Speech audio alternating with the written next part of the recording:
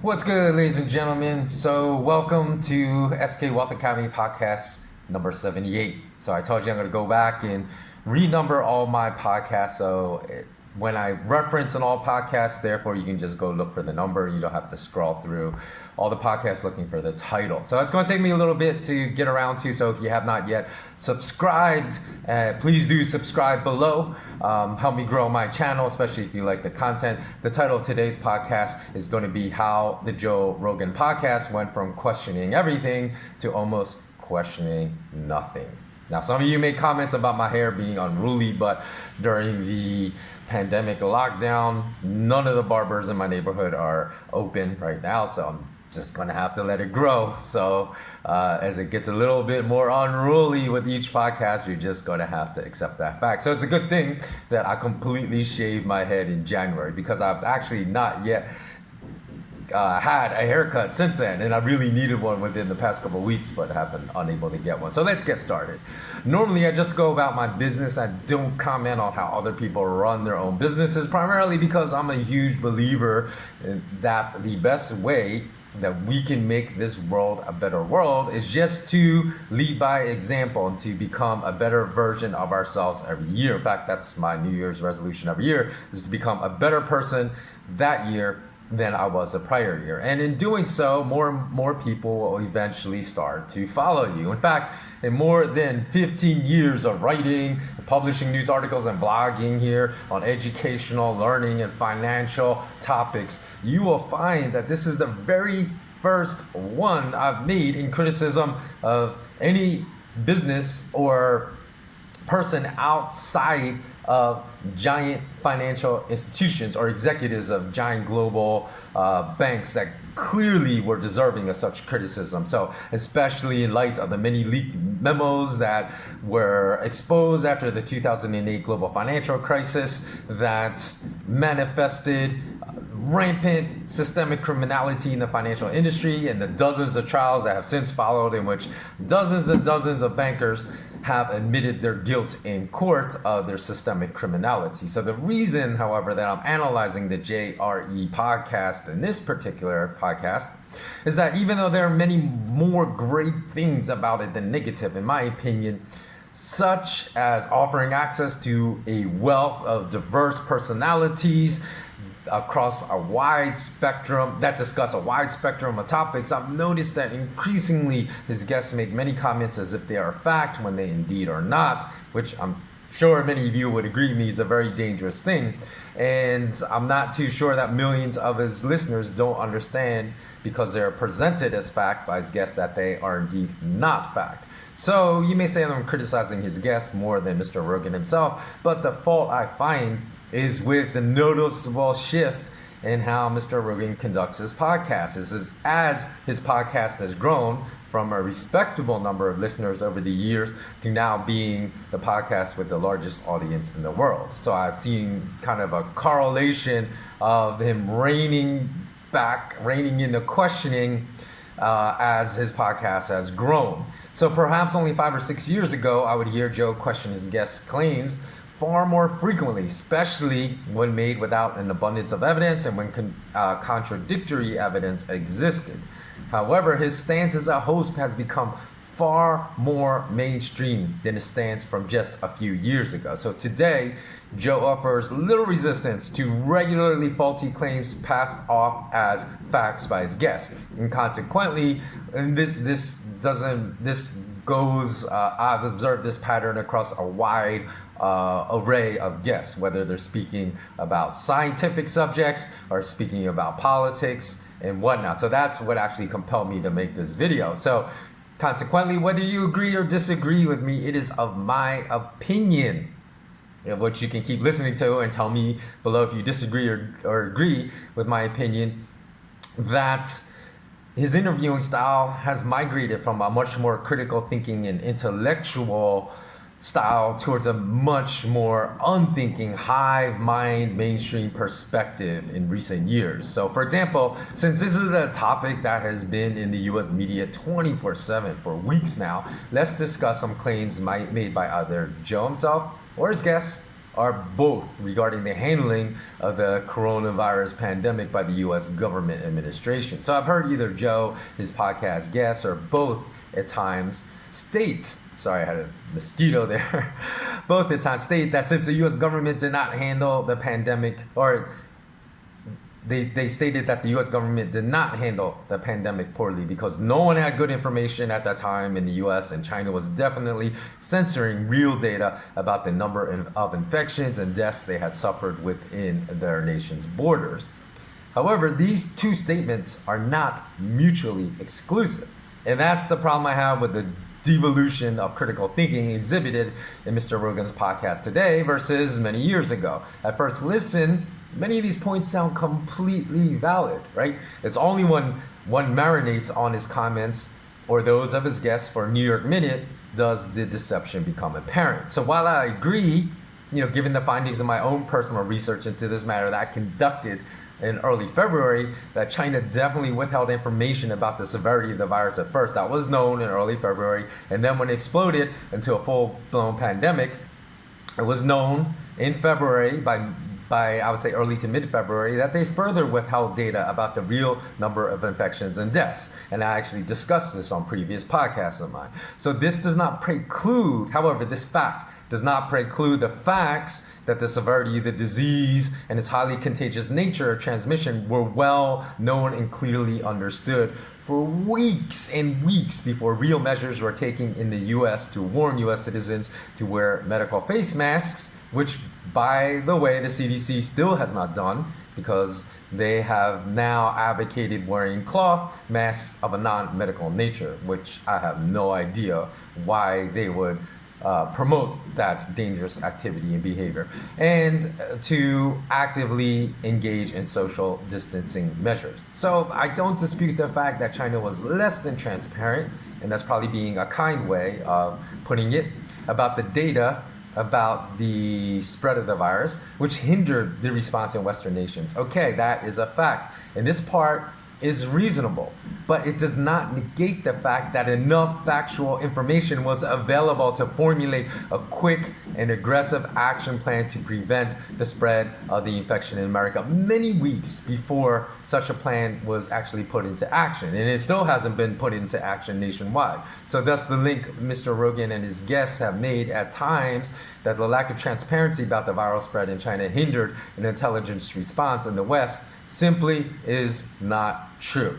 For example, being on the ground in Asia, I discovered through reading research conducted by independent journalists on the ground in Asia that were going to China to investigate in Wuhan whether the actual data was reliable. This was readily available online and on YouTube, and two indisputable facts about the pandemic were available. The first was that the virus was easily transmitted between humans and was far more serious than the regular flu, in that it could be transmitted by humans with no symptoms, or people called asymptomatic. The second was that social distancing and self-quarantine was an extremely effective measure to slow and stop the spread of the virus. So these two facts were known by early February. And all this information was readily available at a time when Joe and or his guests have claimed that nothing substantial about this pandemic was really understood in the United States. So despite potentially severe underreporting of deaths in China by Chinese authorities, once deaths in Wuhan surged into the hundreds, all of the aforementioned facts I just mentioned were known in Asia, and relatively easy to find as well. So consequently, just because the information was not readily available in the United States does not mean it was not readily available anywhere in the world, because it was readily available in Asia. And in fact, you can even check my YouTube channel, which I made a video stating that the US and the West were severely underestimating the severity of the viral outbreak, and that because the above facts, which I just mentioned, were already well known in Asia, even if they were not well known in America. I stated I was not 80% sure, I was not 90% sure, I was not 99% sure, but I said I was 100% sure a viral outbreak would hit America. You know when I released that video? On February 26th. And the fact of the matter was I released this video at least 2 weeks after this information was already well known and documented in Asia.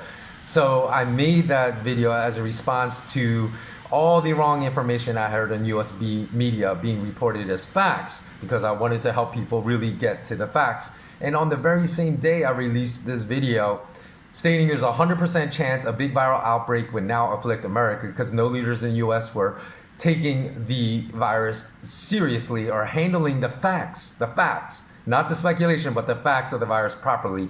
The President of the United States stated that only 15 infections in America out of a population of 330 million meant that there was nothing to worry about, and the number of infections would soon drop to zero. You can go search that out on YouTube. He said this on February 26th, the exact same date I said I was 100% sure a big outbreak was going to come to America. And in fact, I followed up that video a week later to state that it was my opinion that a big outbreak would happen in New York City. Again, well before anyone in New York was taking the situation seriously, including the governor, Andrew Cuomo, who to my shock is being lauded today for doing a great job in handling this pandemic. Again, I made this prediction based upon facts of how the virus spread, the seriousness of the virus, the contagious nature of the virus, and my prior dozen times like I've been in New York City that granted me an understanding that millions of people come in close contact with one another on a daily basis within the city. So while some have said, oh, why are you bringing these facts up? Even if they are facts, it does no good to look back into the past and call out mistakes that were made, and we should just smile and be positive and look forward and do the best we can now that the damage has already been done by an inept response that I want to emphasize, it was unnecessarily endangered the lives of hundreds of thousands. However, this is the exact attitude that ensures no accountability and responsibility among a nation's leaders, and virtually ensures that the next time another crisis hits, that the consequent outcome will be as similarly poor or perhaps even worse.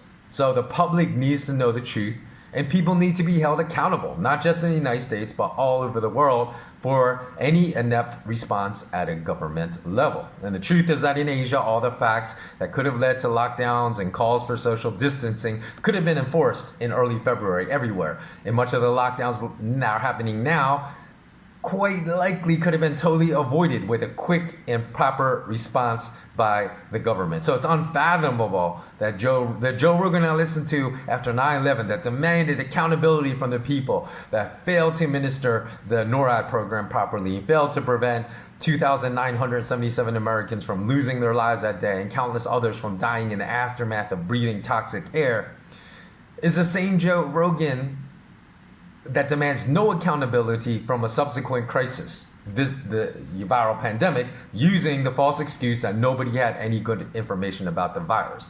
So if I could dig up this information as a part-time independent journalist with very little time to research such topics, then it's inexcusable for someone whose job it is to get the best correct information to the residents of their individual cities, states, and nations not to have also done the same. And furthermore, if a nationwide policy of social distancing was enforced in America with the threat of $500 fines for anyone found gathering in large groups over spring break in clubs and bars and public spaces, doing non-essential activities, if this had been done back in early February, as could have been carried out given the available known factual information about the virus at the time, I 100% believe that the US could already be on the downside of the infection curve now, instead of still on that parabolic rise, with total deaths nationwide capped to just a few hundred versus the, 10,000 and growing figure.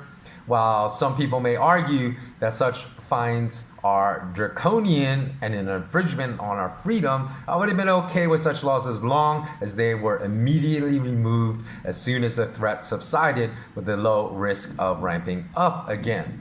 So to falsely state that everyone in early February thought it's just the flu and that only all people could get severely sick is simply not true. That may have been the message in the US mass media, but certainly by early February, there had already been numerous reports of adults under 50 years and even under 35 years of age becoming severely ill and even dying from the virus. And even if most of them had an immunocompromised system, Because of an additional ailment, they possessed the obvious cost and burden of the virus upon the healthcare system, upon the general population of any city, upon the local economy, upon the national economy.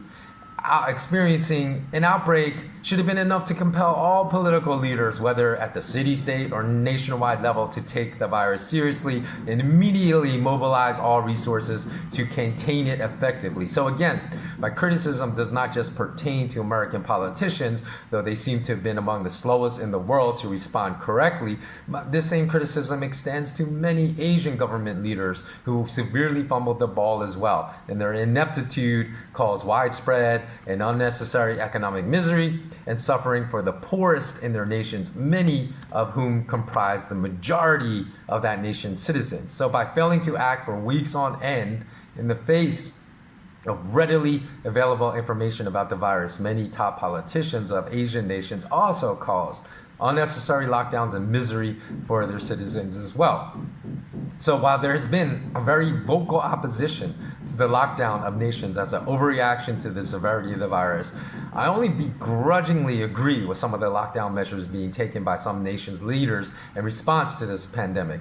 The lockdowns and massive negative impact was absolutely 100% unnecessary if government leaders had done their job and made quick, decisive actions to curb the spread and rate of viral infection. At the time, the factual information was sufficient to make such decisions. But because they didn't do that, now it's necessitated some draconian responses. But weeks of inaction are likely going to be the difference between single-digit and double-digit deaths, double-digit and triple-digit deaths, and even triple-digit deaths and deaths in the tens to hundreds of thousands in nations around the world. So, and even if the disease was overhyped, as some still claim, which is hard to argue with more than 10,000 deaths in America now, unless you believe 10,000 deaths to be inconsequential, which is really an inhumane way of looking at the situation. It still would have been better to act, in my opinion, a week sooner rather than 6 weeks too late,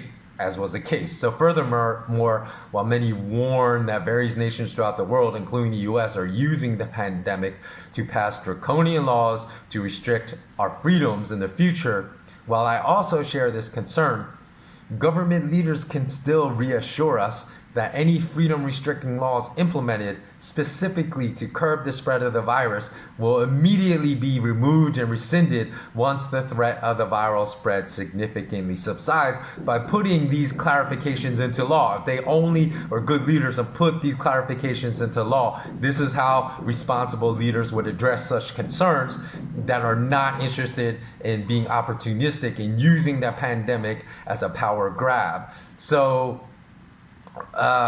with such strong leadership in this manner, a very large percentage of a nation's citizens could be compelled to exercise their civic duty, thereby eradicating the viral threat more quickly and allowing the disenfranchised, poor, and even large portions of the middle class that live paycheck to paycheck, especially in America, to return to work as soon as possible.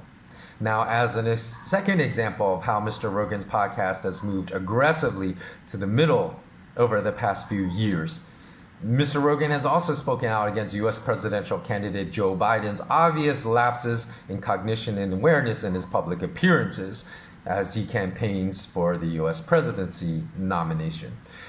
However, recently Mr. Rogan stated that he would vote for just about any competent candidate that ran against Biden were Biden to win the Democratic nomination, as he wouldn't want to rely on Biden's cabinet to run the nation. Again, this statement sounds extremely valid on the surface, but again, just like the above situation I've described, the problems with this argument only surface with deeper critical analysis. Mr. Rogan's rationale of not supporting Mr. Biden because of his cognitive incompetency would require other people besides the president to really run the country.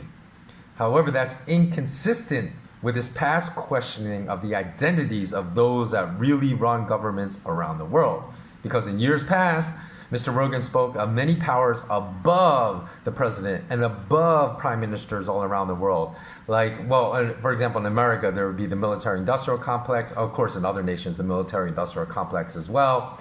and specific to America, other institutions like the Council on Foreign Relations.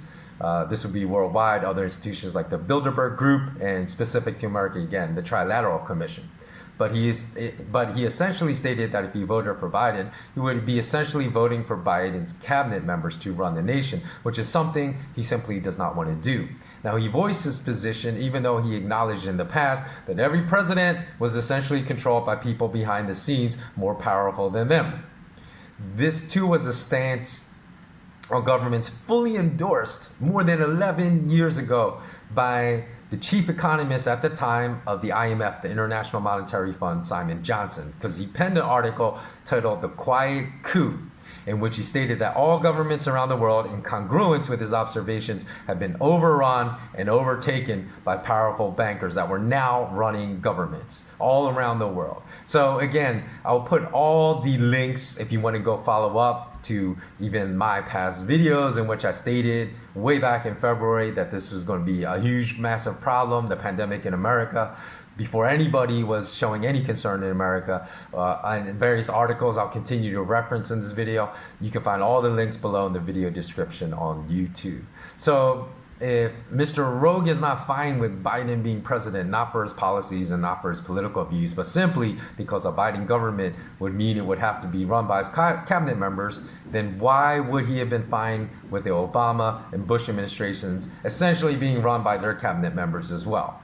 Because they're all just puppets for more powerful people behind the scenes running their governments. And just to be crystal clear before I continue, as a lack of critical thinking prevails in modern society today, and many will mistake this criticism of Mr. Rogan's stance as my support for Joe Biden as the future president of the United States, there is zero correlation between my criticism of Mr. Reagan's stance that can be extrapolated as support for Joe Biden. So no, I do not believe that Mr. Biden is a viable, strong candidate for POTUS. And the fact that I've learned I need to make such clarifications is an indictment of how poorly our global academic system develops critical thinking skills among young adults, because I found if I'm not crystal clear that people will make extrapolations of my opinions and draw unreasonable conclusions from them. And if you agree with this statement too, you may want to watch my video, 6 Flaws in the Way We Think, which I believe will, when I finally renumber all my previous podcasts, will be podcast number 76. But in any way, you can look for that title, 6 Flaws in the Way We Think. So returning to the topic at hand, I wonder if Joe was aware that Obama's entire cabinet was essentially picked by a Citigroup banker. Facts that were revealed by an October 6, 2008 leaked memo by WikiLeaks between Citigroup executive Michael Froman and co-chair of President-elect Barack Obama's transition team, John Podesta. So I believe that Mr. Rogan was, because I'm fairly certain, if my memory is solid on this, I can recall the previous guest disclosing this fact to Mr. Rogan. But I can't be positive of this, so I don't want to say that Mr. Rogan definitely knew of this fact. But if he was, and I'm fairly certain he is, did Mr. Rogan think that Obama, who was given a Nobel Peace Prize before doing a single thing of substance as POTUS, was the driving force between airstrikes and military raids and least these following 7 countries that marked him as definitely a war president and not a president of peace? So there was Afghanistan, Iraq, Syria, Libya, Yemen, Somalia, Pakistan. That's 7, but I think there are actually more which are escaping me off the top of my head. But you know, one thing I can give Obama credit for is he did reduce the number of U.S. troops in war zones drastically from 150,000 troops to just 14,000. But what canceled that effect out is he expanded military bases in Africa and the Middle East. He added troops and warships in the Western Pacific. He sent troops and military equipment to Eastern Europe that provoked Russia, and by far used drones to kill more non-combatants than any other U.S. president in history, because he ordered 563 drone strikes, each of which he personally had to sign off on, compared to 57 ordered by the preceding U.S. President Bush. and he killed way more innocent civilians than officially reported by the US government, with the number of murdered civilians as a consequence of his ordered drone strikes estimated at 384 to 807. But I believe actually the link I'm going to put to that article is several years old, so I believe that number has now risen to possibly over 1,000. So, and those estimates are far more reliable than the government estimates often quoted by the US mass media, because these estimates were collected by on-the-ground research, by painstaking process of going door to door and trying to collect actual numbers of civilians killed. And these type of data collection surveys were conducted by independent humanitarian organizations versus just wild estimates based upon pure speculation that's given by the US government. So in fact, the Obama administration's intervention in Libya was so disastrous that it became a base for radical Muslim insurgents on the African continent that was non-existent prior to the NATO invasion, and also repugnant open human trafficking within the nation arose soon after. So who were pushing all these misanthropic genocidal wars? Does Joe Rogan really believe it was Obama? I know that he knows it was not Obama, and that it was the neoconservatives that run the military-industrial complex. So it's my personal observation that the high level of questioning and critical thinking that used to be commonplace in the JRE podcast has regressed toward the below average level of the middle exhibited in mass media. And that is the shame of this development. What was once a forum for critical thinkers has been pulled right back to the center line of all other mass media channels. And as I've explained in this article, it has been achieved, this is really important to understand, it's been achieved under a much more subtle context, and therefore much less noticeable context than displayed in the mass media. Because one of Joe's most recent guests, Congressman Dan Crenshaw, at one point in the podcast commented that he only retweets or I can't remember his I think he said retweets or regurgitates information from well-known people or authoritative sources, as if well-known people are more likely to be correct than people that are not well-known. So besides already proving this not to be the case in this article, given the specious tweets released by the World Health Organization and the Centers for Disease Control regarding the current pandemic, including the most recent advice from the CDC for Americans to wear non-medical cloth masks, which simply is non-intellectual, because that recommendation to wear non-medical cloth masks is only going to get more Americans infected, because non-medical cloth masks do not prevent the virus from passing through the mask. So what is the point? So I feel that in the past, Joe would have stopped Congressman Crenshaw in his tracks and asked him, why would you think that information disseminated by well-known people is accurate and that everyone else has nothing worthwhile to say? Because people unknown to many have a lot of worthwhile knowledge to give. And this is something like, a type of response I definitely heard him repeat with frequency in past years, but instead the new unquestioning Joe Rogan endorses this blind compliance to authority by allowing non-intellectual behavior to proliferate in an unchallenged manner on this podcast. So in the end, it's not so much that Mr. Rogan actively disseminates disinformation on his podcast, or even to stop asking questions, because to run an engaging 2-hour podcast requires asking a lot of questions. But it's only that he asks, for the most part, the same types of questions posed by mass media. And we all know that if you don't ask the right questions, we will receive the wrong answers. So consequently, the act of being inquisitive is not enough to inform people that foolishly may trust all information disseminated on the most popular podcasts as true. And secondly, the act of not challenging podcast guests and calling them out on non-intellectual behavior, which he used to do with regularity in the past, is a form of supporting the mass media narrative through silence. So to Congressman Crenshaw, he stated that he only will regurgitate information from well-known people. I asked the following: do you know who are Vandana Shiva, Raj Patel, Patrick Chamuso, and Yoshinori Osumi?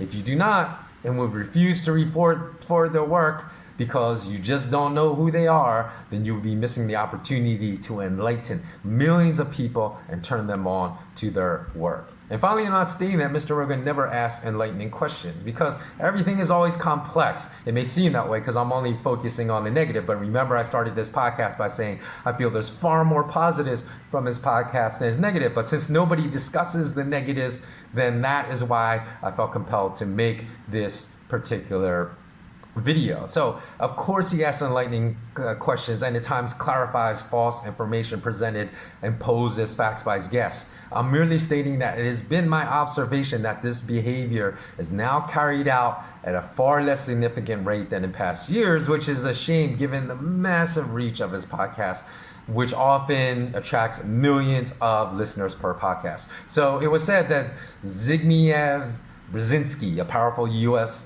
policy advisor to multiple U.S. presidential administrations, once said, quote, "Shortly the public will be unable to reason or think for themselves. They will only be able to parrot the information they've been given on a previous night's news," end quote. And for news, you can also substitute the word podcast. And quote, "It is infinitely easier to kill 1 million people than to physically control 1 million people," end quote. Now I know the latter that Brzezinski definitely said because I was able to source him speaking in a video in which he said that exact quote. And that latter quote is of great irony given that the viral pandemic today validates Brzezinski's opinions. Easier to kill 1 million people than to physically control them. And the controllers will continue to opt to kill 1 million of us versus having to bother with the annoyances and meticulous planning that may be necessary to control 1 million of us unless we hold those that influence opinions of millions like Joe Rogan to a higher standard to rout out all intellectually lazy narratives falsely promoted as truth, even if it's coming out of the mouths of his guests and not his own mouth. And as I said before, silence too and not challenging it is a kind of an endorsement of false intellectually lazy narratives as well. So regarding the first quote of Brzezinski, I cannot find its source, so I don't know if he actually said it, because I see tons of quotes, even from like Thomas Jefferson, speaking about central banks and whatnot, that they never said, that are basically paraphrases pulled from previous works. Even Henry Ford, there's a famous Henry Ford quote that is, there's no source that can trace that quote directly back to Henry Ford. So again, I don't know if Brzezinski actually said that, but that's really irrelevant because it's still true that even if he never said that many among us merely parrot what we've been told to believe as our own beliefs without any true effort to discover the veracity or mendacious nature of our parroted beliefs. So please comment below. Let me know what you think of this particular podcast of mine. Is this market change in Mr. Rogan's podcast from years ago, in which he much more frequently challenged his guest statements and held them to a much higher standard of veracity? Is that all in my imagination, or have you also noticed this market change as well? Please comment below, let me know. And as always, until next time, remain immensely curious and intensely curious. So long.